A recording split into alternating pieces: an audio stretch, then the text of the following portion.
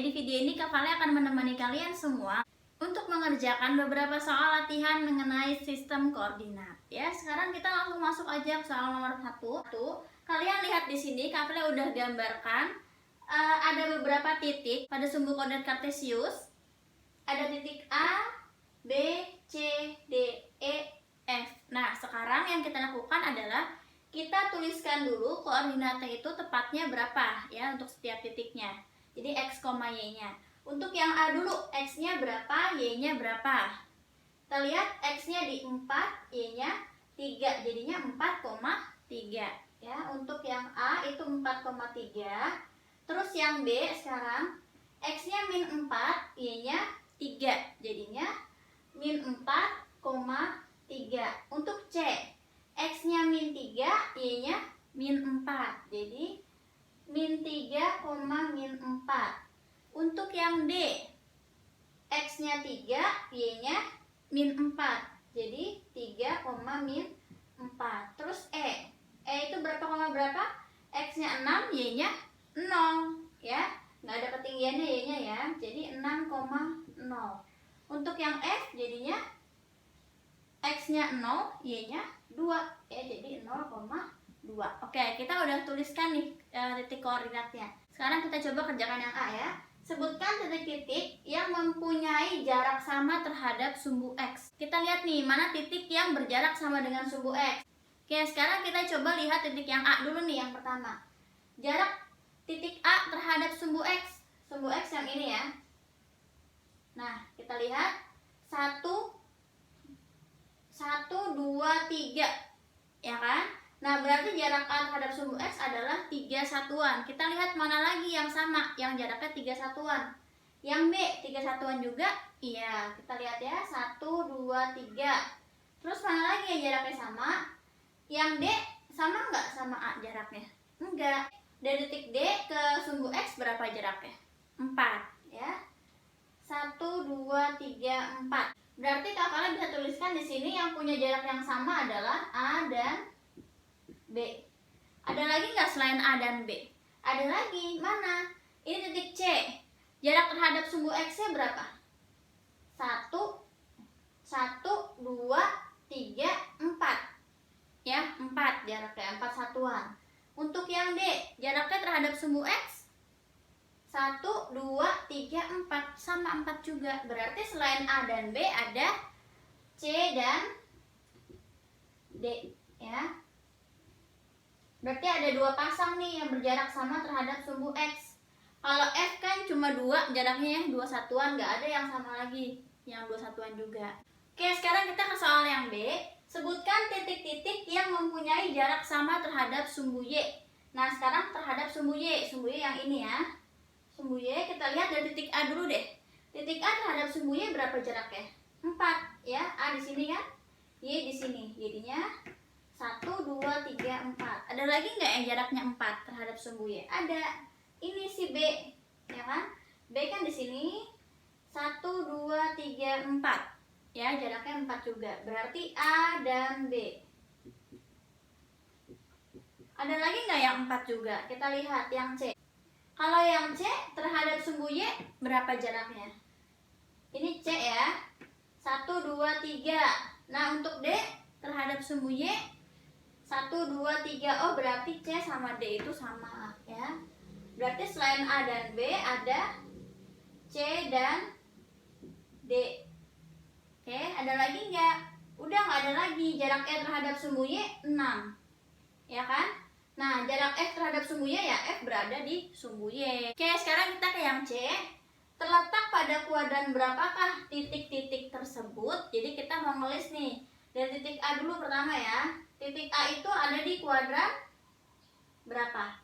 1 ya. Di sini itu kuadran 1 di mana X-nya positif, Y-nya positif. Jadi A itu ada di kuadran 1. Yang B sekarang, kuadran berapa B? B itu ada di kuadran 2. Kalau kuadran 2 berarti X-nya negatif, Y-nya positif ya. Berarti ini di kuadran 2. C-nya, C ada di kuadran 3. Kalau kuadran 3 itu berarti X-nya negatif, Y-nya negatif ya. Ya betul. Kuadran 3. Terus yang D sekarang. Ada di kuadran berapa, D? Ada di kuadran 4. Ya, di mana X-nya positif, Y-nya negatif. Jadinya ini kuadran 4. Terus yang E. Nah, kalau yang E itu ada di kuadran berapa? Titik E ini ada di kuadran 1 atau di kuadran 4 dong? Kalau ada di tengah-tengah kayak gini. Nah, untuk titik yang E gini, dia kan berada di sumbu X. Berarti tepat di sumbu X. Nggak ada di kuadran 1, nggak ada di kuadran 4. Jadi kita nulisnya gimana? Titik E itu terletaknya di sumbu X ya. Terletak pada sumbu X. Kayak gini nulisnya. Jadi bukan di kuadran 1 ataupun 4 ya. Terus yang F. Yang F lihat ada di mana dia? Ada di sini. Berarti dia kuadran 1 atau kuadran 2? Bukan dua-duanya. Tapi titik F itu ada di sumbu Y ya. Jadi titik F itu terletak pada sumbu Y. Nulisnya gini ya. Oke, sekarang kita ke soal yang D. Tentukan posisi titik A terhadap D. Kalau A terhadap D, kita lihat ya, patokannya berarti dari D-nya. Karena A terhadap D, jadi patokannya D. Nah, yang pertama kita lihat adalah pergeseran kiri dan kanan. Jadi X-nya dulu yang kita lihat. Dari titik D, kalau mau ke A, berarti gesernya kemana? Ke kanan sekali kan? Dari titiknya 3 tadinya nih, X-nya 3 jadi 4. Berarti dia geser ke kanan gini 1. Nah, ya. Jadi X-nya 1, Y-nya berapa ini? Dari min 4 sampai 3, ya kan? 1, 2, 3, 4, 1, 2, 3. Berarti 7. Ke atas kan arahnya, jadinya positif, ya. Atau bisa kita tulis dengan kata-kata, jadinya 1 satuan ke kanan,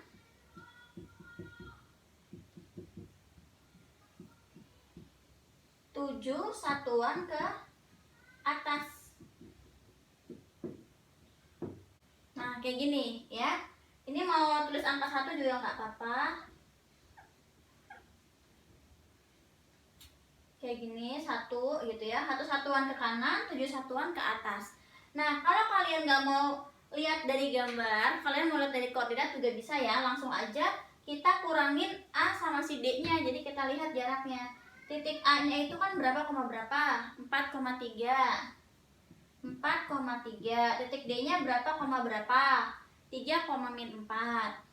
3,-4. Nah, ini kita kurang ya untuk mencari jaraknya. 4 dikurangi 3 jadi 1. 3 min 4 jadi 7. Ya kan, jadi 3 tambah 4 kan akhirnya. Nah, ya udah. Berarti jarak dari A, titik A terhadap D adalah 1,7. 1 satuan ke kanan, 7 satuan ke atas gitu ya. Sekarang F terhadap E. Coba kita lihat. E-nya di mana? E-nya di sini. F-nya di sini, ya kan? Kita lihat dari pergeseran kiri kanannya. Dari E mau ke sini berarti jadinya berapa? 1, 2, 3, 4, 5, 6. 6 satuan ke arah kiri. Berarti negatif atau positif? Negatif ya. Min 6, sekarang kita lihat jarak naik turunnya. Jadi Y-nya dari E ke F berarti 1, 2 ya, supaya di sini kan posisinya jadinya 2 satuan kemana? Ke atas. Kalau ke atas berarti positif. Jadi bisa kita tuliskan 6 satuan ke bawah, terus 2 satuan ke atas. Nah, gini. Kalau mau kalian kurangin kayak yang ini, yang sebelumnya tadi, ya udah tulis aja di sini F dulu ya. 0,2 terus E-nya baru 6,0. Nah, ini kita kurang. 0 dikurangi 6 jadi min 6. 2 dikurangi 0 jadi 2 ya. Hasilnya sama aja, min 6,2 juga gitu ya. Oke, Adik-adik, sekarang kita lanjutkan ke soal yang nomor 4 ya. Gambarkanlah garis L yang melalui titik B min 4, min 1 dan tegak lurus sumbu Y. Berarti kita mau bikin garis ya. Garis itu melalui titik B. Berarti kita bikin dulu titik B-nya. B-nya itu ada di min 4, min 1. Berarti X-nya min 4, Y-nya min 1. Di mana nih? Di sini berarti. Di sini ya. Nah, ada titik B. Kita bikin garis melalui B. Nah, tapi arahnya kemana? Kita lihat ini. Tegak lurus sumbu Y. Kalau tegak lurus sumbu Y berarti gimana? Sumbu Y di sini. Kalau tegak lurus berarti begini. Ya, ini sumbu Y, garisnya yang tegak lurus sumbu Y berarti begini. Bukan gini ya. Kalau gini berarti sejajar sumbu Y. Kalau gini baru tegak lurus sumbu Y. Jangan miring gini. Ya, kalau cuma miring kayak gini berarti namanya memotong sumbu Y. Kalau tegak lurus gini. Oke? Nah, sekarang kita tarik garis lah. Nah, ginilah ya. Ini garis L. Terus kita ke nomor 5. Gambarlah garis M yang melalui titik C 3, min 5. Kita gambar dulu 3, min 5 di mana? Di sini ya. 3, min 5. Nah, di sini. Dan tegak lurus sumbu X. Tegak lurus sumbu X berarti gimana? Sumbu X begini. Kalau tegak lurus sumbu X berarti gini garisnya. Ya. Sekarang kita tarik garis ke atas. Tarik garis M ya. Udah hafal nama garisnya. Nah, sekarang gini. Kalau garis M ini kan tegak lurus sumbu X. Tapi kaitannya M dengan sumbu Y apa? Ini M, ini sumbu Y. Artinya sejajar sumbu Y ya. Jadi garis yang tegak lurus sumbu X sudah pasti akan sejajar dengan sumbu Y. Garis yang tegak lurus dengan sumbu Y, ini garis L ya, tegak lurus dengan sumbu Y, otomatis sejajar dengan sumbu X gitu. Oke? Sekarang kita ke yang nomor 6. Gambarkanlah garis K yang melalui titik 4,3. Hafalnya bikin dulu ya, 4,3.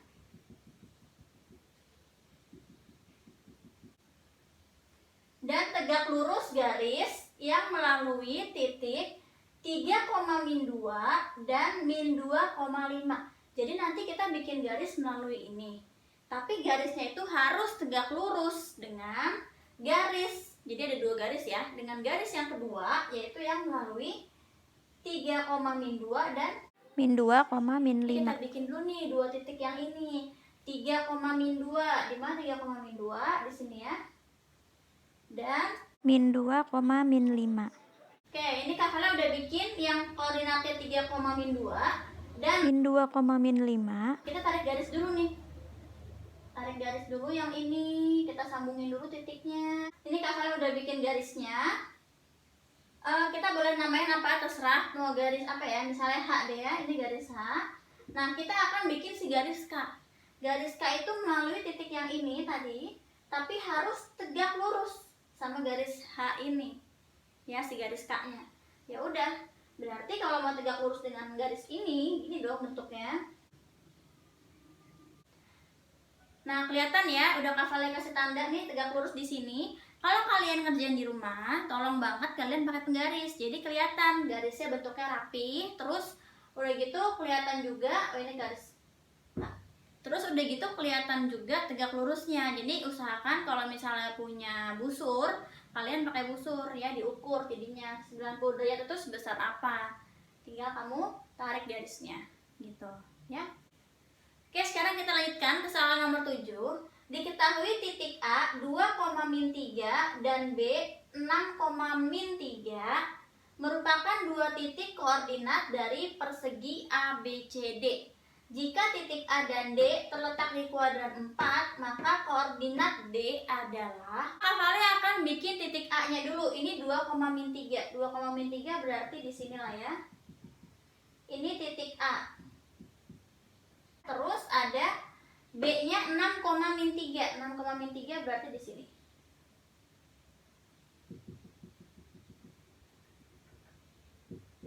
Jika titik A dan D terletak di kuadran 4, nah berarti kan D-nya posisinya bukan di sebelah atas nih. Jadi perseginya bukan narik garis ke atas, tapi narik garisnya ke bawah.